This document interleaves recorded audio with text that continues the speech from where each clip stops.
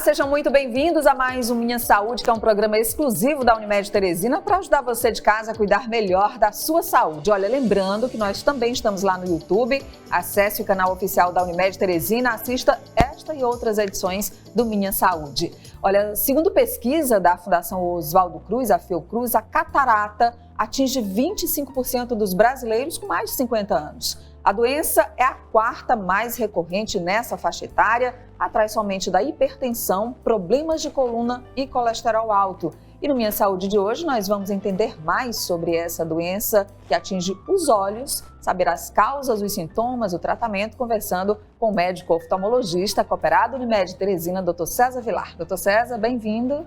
Prazer estar aqui, Nádia. Muito obrigado pelo convite. Muito obrigada por ter aceito também conversar com a gente, com o pessoal que está acompanhando o nosso Minha Saúde. Vamos começar, doutor César, entendendo o que é a catarata. Todos nós nascemos com uma lente dentro dos olhos, que tem o nome de cristalino, porque ela é feita com proteínas especiais que são transparentes, que ajudam a gente a enxergar. Com o passar dos anos, ou com algumas doenças, o uso de algumas medicações específicas, essa lente transparente passa a não ser mais transparente. E quando ela não fica mais transparente, a gente chama ela de catarata, que atrapalha a visão. Quais são os sintomas, doutor César, da catarata? Via de regra, a pessoa sente uma piora na qualidade e na quantidade de visão. Só que isso é muito lento, na maioria das vezes, então as pessoas nem sempre percebem. É muito comum a gente pegar o sintoma de que a pessoa está falando da seguinte forma: eu estou achando ruim para dirigir às 6 da tarde. Eu sou motorista de estrada, mas o farol do contrário me incomoda muito. Então esses são sintomas iniciais de catarata, sintomas de piora de qualidade de visão. Mas a pessoa fala, não, eu enxergo tudo, só que já está ficando estranho em algumas situações. Como a gente falou aí da faixa etária, mas como a partir dos 50 anos, quer dizer, tem a ver com o envelhecimento de fato, a pessoa pode confundir com outras doenças oftalmológicas, como a presbiopia, que é a dificuldade também de enxergar, isso em algum momento pode confundir a pessoa? Na verdade, as doenças oftalmológicas, elas têm muitos sintomas em comum. Degenerações maculares, quer dizer, as doenças do fundo do olho, né? Doenças da retina, a catarata, as mudanças de grau, próprio olho seco, várias doenças causam piora de visão.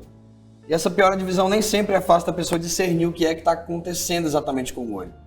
Por isso que o Conselho Brasileiro de Oftalmologia recomenda uma consulta oftalmológica anual, mesmo na ausência de sintomas, para que a pessoa saiba exatamente o que está acontecendo com o olho dela, consiga prevenir se tiver chance de ter algum problema um pouco mais grave e não demorar a tratar doenças que podem causar cegueiras preveníveis, como a própria catarata, por exemplo. Quais são as causas da catarata, doutor César? A gente já discutiu aqui o envelhecimento, que é a principal causa. Realmente, com a idade, essa lente vai aos poucos perdendo a transparência. Ela pode ser congênita, inclusive, né? A criancinha já pode nascer com uma catarata, isso é um problema sério.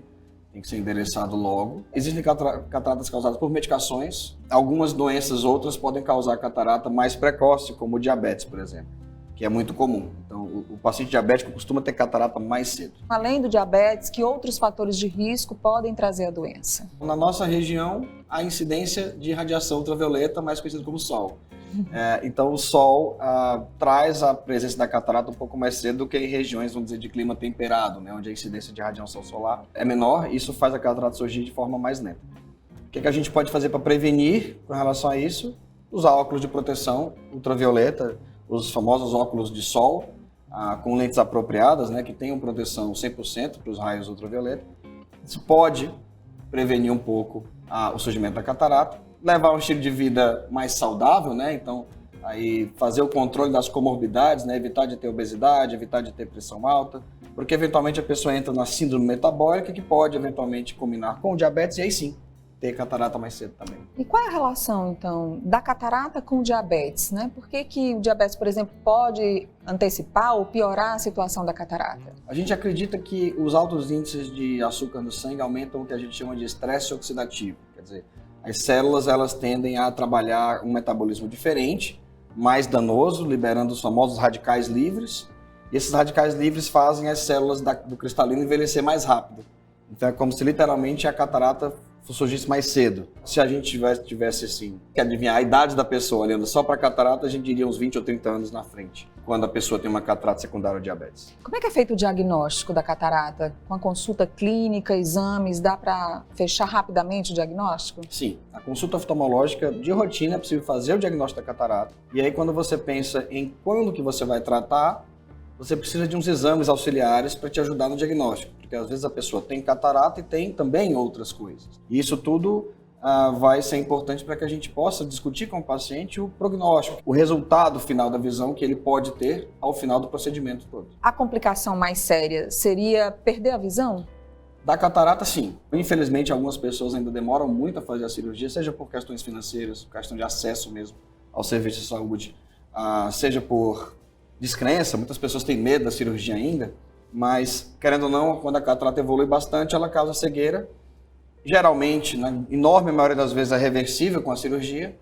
Porém, algumas pessoas demoram tanto que essas cataratas começam a causar outras complicações dentro dos olhos, como alguns tipos de glaucoma que são muito graves, luxações, quer dizer, deslocamentos naturais da lente que podem combinar com complicações mais severas e, às vezes, até perda definitiva da visão. Se eu tivesse que passar um recado para os pacientes, para as pessoas que têm catarata e que têm medo de operar, eu ia dizer, vamos procurar enfrentar esse medo, não demorar tanto a operar, porque a gente está falando de prevenção de cegueira também. E a gente, já que entrou no tratamento, né, a cirurgia é o tratamento recomendado, né? Você substitui essa lente interna do olho que não funciona mais, que vai envelhecer e não vai te permitir enxergar bem, por uma outra lente. Hoje as cirurgias são muito seguras, né, e são muito eficazes também os resultados. Sim, é uma cirurgia super segura, com baixíssimas taxas de complicação, indolor.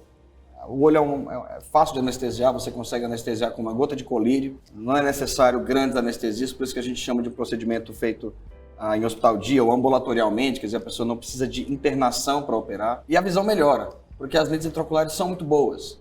Muitas pessoas perguntam, César, tem que ser a lente importada? Olha, a maioria das lentes são importadas, mas mesmo as lentes feitas no Brasil são muito boas, os materiais são muito bons, as pessoas não precisam ter medo de colocar uma lente dentro do olho. Esses materiais são testados em larga escala, são todos aprovados pela Anvisa, né? É imprescindível que as pessoas percam medo de fazer a cirurgia pensando que vai piorar a visão. Agora eu quero falar para você de casa sobre o ambulatório da Unimed Teresina. O ambulatório para consultas eletivas fica no Centro Integrado de Saúde do Hospital Unimed Ilhotas. São quase 30 especialidades médicas, 89 médicos com atendimento como cardiologia, dermatologia, pediatria, pneumologia, infectologia e muito mais. No local, é possível realizar consultas para adultos e crianças nas mais diversas especialidades, num local amplo e aconchegante. O agendamento pode ser feito pelo aplicativo Unimed Life ou pelo site unimedteresina.com.br/agendamento consultas.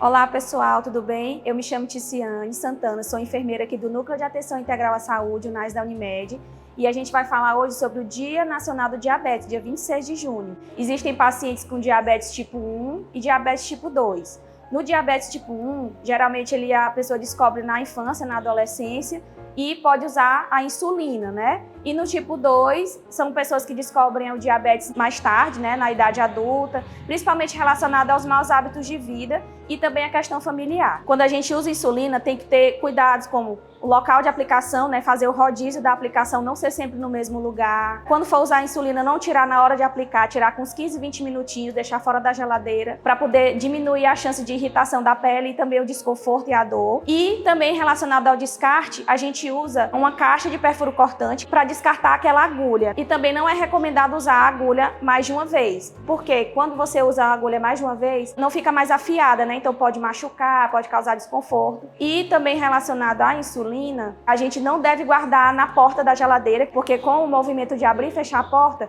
perde temperatura. E também não colocar no congelador, numa região alta da geladeira, porque pode causar congelamento. E a gente pode colocar num potinho plástico para poder proteger de outros alimentos. Não tem problema ter contato com alimento na geladeira, mas tendo um potinho fica mais protegido. Doutor César, tem como prevenir para a gente não sofrer tão cedo com esse problema? Diabetes. Puder evitar de ter diabetes. Se a gente puder evitar a exposição exagerada aos raios ultravioleta, à luz do sol, não abusar de medicamentos como os corticoides, a gente consegue diminuir, né? Evitar que a catarata surja tão cedo. Doutor César, muito obrigada por ter vindo conversar com a gente aqui do Minha Saúde. Prazer, sempre à disposição. Muito obrigada também pela audiência. Na próxima terça-feira a gente se encontra aqui na Band Piauí com mais uma edição do Minha Saúde. Até a próxima.